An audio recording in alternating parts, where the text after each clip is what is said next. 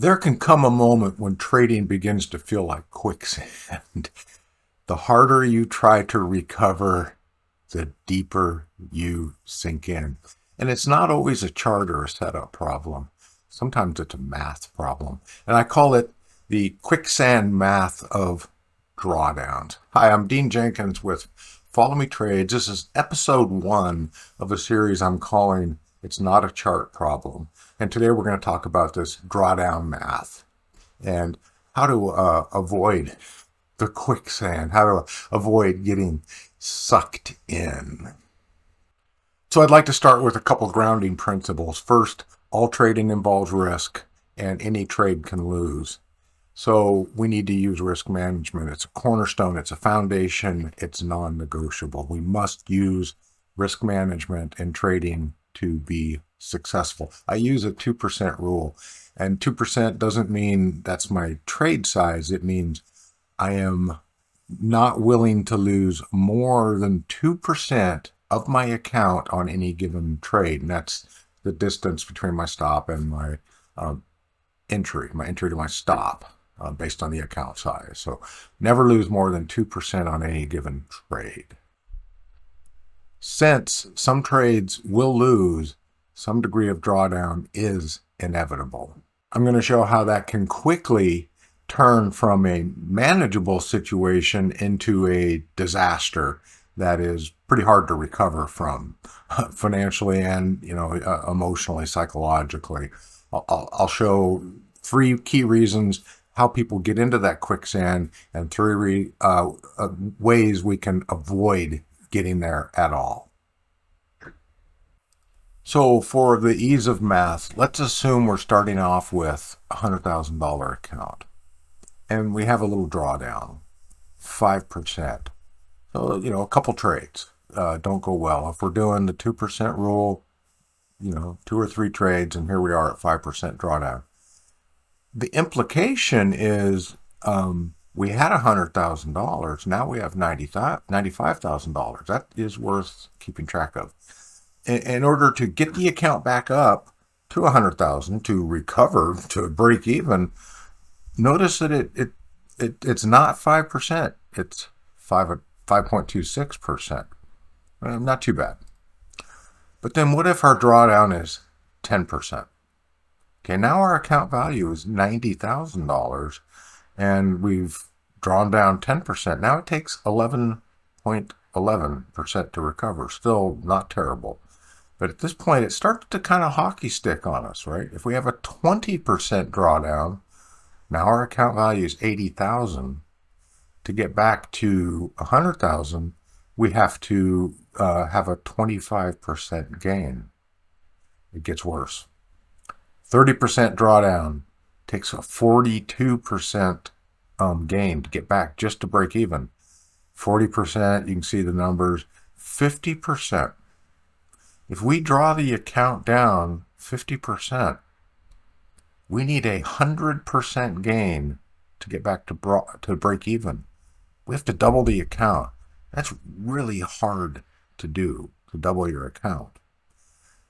So, 60% takes 150%. It gets terrible.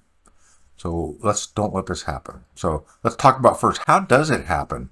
The first is just maybe not realizing or understanding what is happening, and in these different levels of drawdown, how much it takes to get back to break even. So hopefully this video is helpful and just going, oh wow, I can kind of see it now. The next thing is oversizing the trades. If you experience some drawdown, a couple losses, there's a tendency to oversize or to revenge trade, and I'm going to get that back, and to just get aggressive. It's a huge mistake, right? And then again, in that move of revenge or being aggressive, moving or ignoring stops, it's a bad move. It can just make it get worse faster. Getting more aggressive during a drawdown accelerates the drawdown. It digs the hole deeper, and it is harder and harder and harder to get out of. So how do you avoid it? First, you just have to approach all trading with a capital preservation mindset. Approach each trade with, first, how much am I willing to lose? How much could I lose? Versus, wow, this is amazing, and then it's going to make a bunch of money. Capital preservation. And you also have to know when to stop. If there's a drawdown, you've had some losses, there's a tendency, to have an emotional response to that. It's normal. When you feel that happening, it might be a good idea to step away, get your head straight before jumping back in. You have to reduce your account size, your trade size, to your account size. So if you're using disciplined risk management, right, and a percent of the account, as the account gets smaller, the amount of risk you can take on each trade gets smaller. And you have to honor stops. You have to have a legitimate stop, and you have to execute the stop, get out of the trade every single time. Don't let it be turned into a big loss. Slowing down in the midst of a drawdown may be counterintuitive, but the math doesn't lie. Now, here's what I call the zone of reason relative to drawdowns. We can tolerate a 5 to 10% drawdown and not get too freaked out about it, and we can recover from it without having to perform miracles. But don't let it get outside this zone.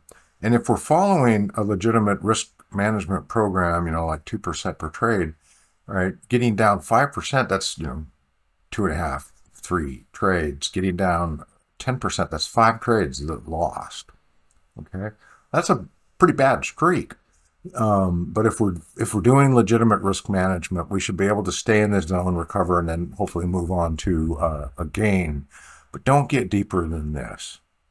Take action, step away, reduce trade size, get more conservative so that you don't dig such a deep hole that you cannot get out of it. That is a capital preservation mindset.